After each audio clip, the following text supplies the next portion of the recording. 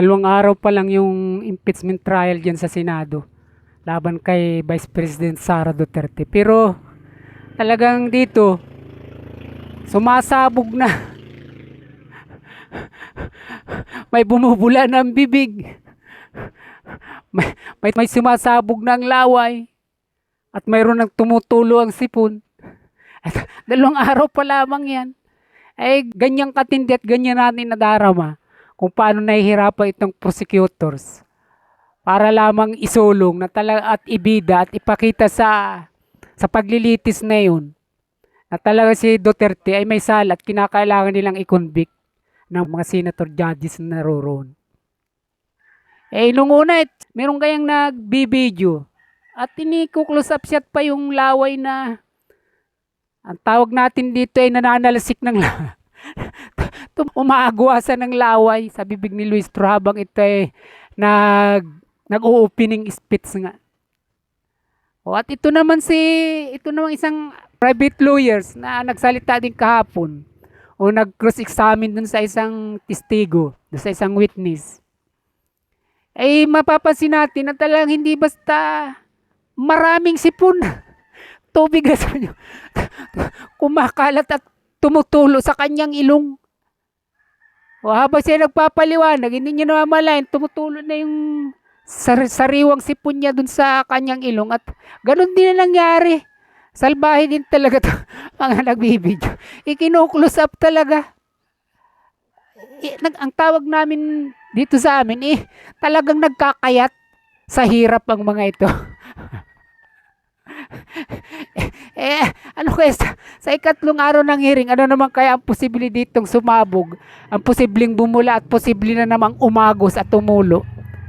Ay nung una laway, pangalawa isipon, ay siguro sa pangatlo luga naman.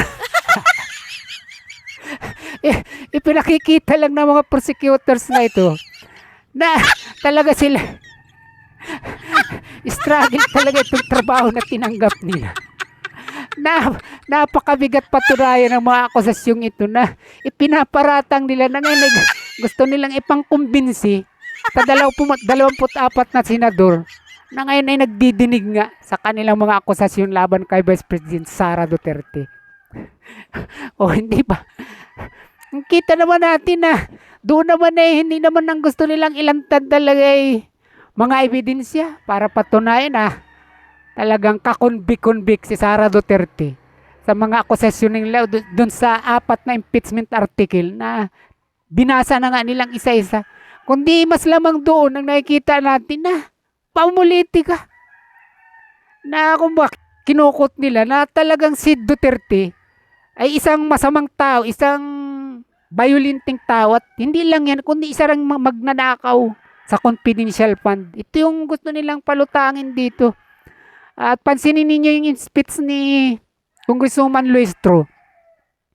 At mas lamang sa kanya na ang gusto niya kumpinsin sa kanya panalita na may himig pang drama na parang hinuhugot talaga sa ikalilima ng kanyang kaloob at damdamin yung habang bumibigkas yan ng mga pagsasalita. Ay ang gusto niya rito kumbinsin talaga yung publiko, yung mga nanonood. Alam niya kayang tinututukan ito ng milyong-milyong Pilipino o kahit man sa abroad may mga nanonood dito.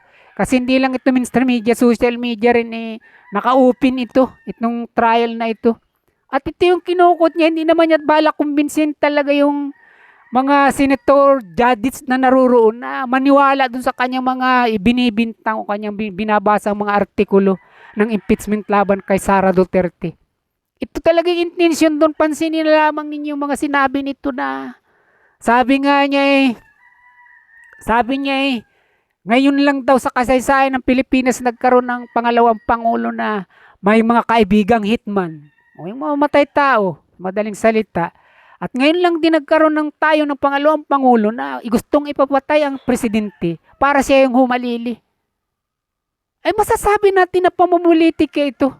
Na gusto niya talagang ikondisyon yung isipan ng publiko na si Sara Duterte nga ito yung karakter. Isang masamang leader, isang masamang pinuno. Na ito nga ay violente. Kasi tingnan ninyo, kung ugatin niyo itong sinabi niyang ito, ang nagsimula ang akusasyon niyang ito sa pagsasabi sa sa pangyayari na si Sara Duterte ay nagalit nung gabing yun.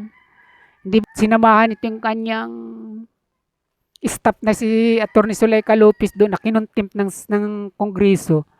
Ay doon ito nag-umpisa na magbanta siya. Pero anong sabi niya ng pagbabanta niya rito? Pag ako pinatay, sabi niya rin sa kinausap niya, patayin mo rin si Marcos, si Lisa Araneta at si Romualdez. Pag siya pinatay, paano sa mangyayari na sinasabi niya ipapapatay at papalit? Ay wala naman magaganap na pagpatay sa first family kung buhay naman si Sara Duterte.